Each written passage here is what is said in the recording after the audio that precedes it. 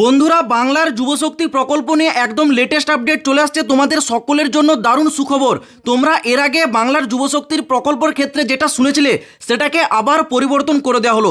তোমরা এর আগে যেমনটা শুনেছিলে, সরকার বলেছিল লক্ষ্মীর ভাণ্ডারের ক্ষেত্রে যারা যারা লক্ষ্মীর ভাণ্ডার পায় তাদের অ্যাকাউন্টে অন্নপূর্ণা ভাণ্ডারে 3,000 করে ট্রান্সফার করে দেওয়া হবে। কিন্তু পরবর্তী সময়ে দেখা গেল এই লক্ষ্মীর ভাণ্ডারে প্রচুর পরিমাণের দুর্নীতি হয়েছে, যেখানে পুরুষেরা পাচ্ছে লক্ষ্মীর ভাণ্ডার, যার কারণে কি হলো না সকলকে আবার ঘুরে অন্নপূর্ণা ভাণ্ডারের জন্য আবেদন করতে হলো।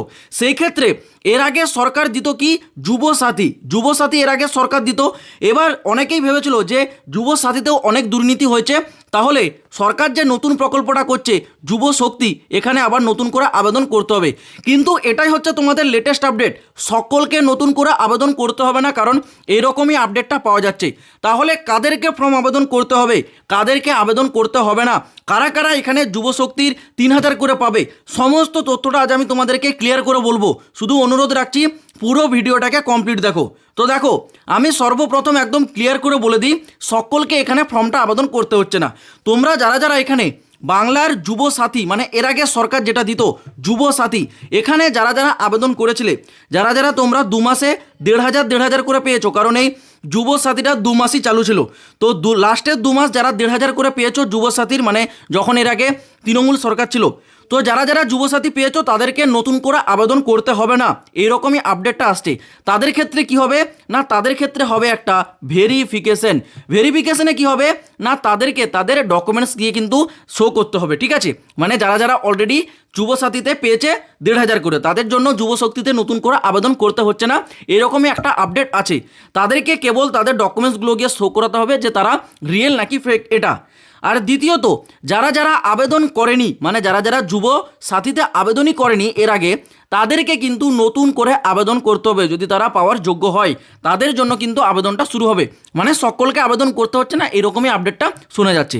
এবার অনেকে এমনটাও ছিল যারা যুব সাথীতে আবেদন তো করেছিল কিন্তু এই যে 1,500 তারা পায়নি, তাহলে তাদের ক্ষেত্রে কি হবে? তারা আবেদন করেছিল, তারা তো 1,500 পায়নি, তাদেরকেও ঘুরে আবেদন করতে হবে, কারণ তারা পায়নি, তাদের হয়তো ফর্ম কোনো কারণবশত রিজেক্ট হয়ে গেছে বা তারা পাওয়ার যোগ্য নয়, এইসব কারণের ক্ষেত্রেই ফর্মটা হয়তো তাদের রিজেক্ট হয়েছে।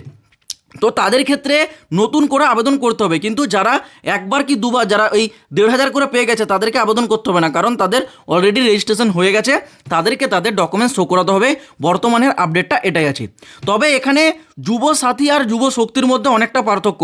যুবসাথী এর আগে সরকার যেটা দিচ্ছিল সেটা কম বেশি প্রায় অনেকেই পেয়েছে, তবে এখানে যুবশক্তির ক্ষেত্রে অনেক কিন্তু কড়াকড়ি আছে, এখানে অনেক শর্ত আছে। যারা কেবলমাত্র টোটালি বেকার তারাই পাবে। হয়তো অনেকে যুবসাথীর ক্ষেত্রে 1,500 করে পেয়েছে, তারা কিন্তু যুবশক্তি নাও পেতে পারে, তাদের কিন্তু রিজেক্ট করে দেওয়া হতে পারে, কারণ তাদের সমস্ত ডিটেলস চেক করবে, সে যা যা ডকুমেন্টস দিয়েছে সব অরিজিনাল কিনা, সে কোনো কাজের সাথে যুক্ত আছে কিনা, এগুলো দেখবে। মানে যারা যারা যুবসাথীতে পেয়েছিল 1,500 করে, যদি ভাবো যে সবাই হচ্ছে পেয়ে যাবে এইবার 3,000 করে, তাহলে ভুল, কারণ অনেকের ফর্ম কিন্তু রিজেক্ট যাবে। অনেকে ভুয়ো প্রার্থী রয়েছে তাদের যাবে, অনেকে অবৈধ অনুপ্রবেশকারী ছিল তাদের রিজেক্ট যাবে, আবার যারা যোগ্য নয় তাদেরও কিন্তু রিজেক্ট যাবে। যারা যোগ্য আছে তারা অবশ্যই পাবে, এই নিয়ে টেনশন করতে হবে না। তবে একটু অপেক্ষা করতে হবে, কারণ এই যুবশক্তি প্রকল্পটা এখনও পর্যন্ত ঘোষণা করা হয়নি। সকলেই অপেক্ষায় আছে আগামী 22 তারিখ, কারণ আগামী 22 তারিখ আমাদের রাজ্যের বাজেট আসতে চলেছে। আর এই বাজেটে সরকারের যত রকম সব প্রকল্প সুযোগ সুবিধা সেগুলো কিন্তু এই রাজ্যের বাজেটে কিন্তু ঘোষণা করা হয়। তো আগামী 22 তারিখ যে বাজেটটা আসবে সেই বাজেটেই হয়তো এই যুবশক্তি প্রকল্পের জন্য কত টাকা বরাদ্দ করা হচ্ছে সেটা বলা হবে, এবং এই নিয়ে বাকি মানে প্রসেসটা কবে থেকে শুরু হবে সেটাও কিন্তু সরকার জানিয়ে দেবে। তো তার জন্য 22 তারিখ পর্যন্ত একটু অপেক্ষা করতে হবে। 22 তারিখ আসলেই একদম বাকি ডিটেলসটা তোমরা জানতে পারবে।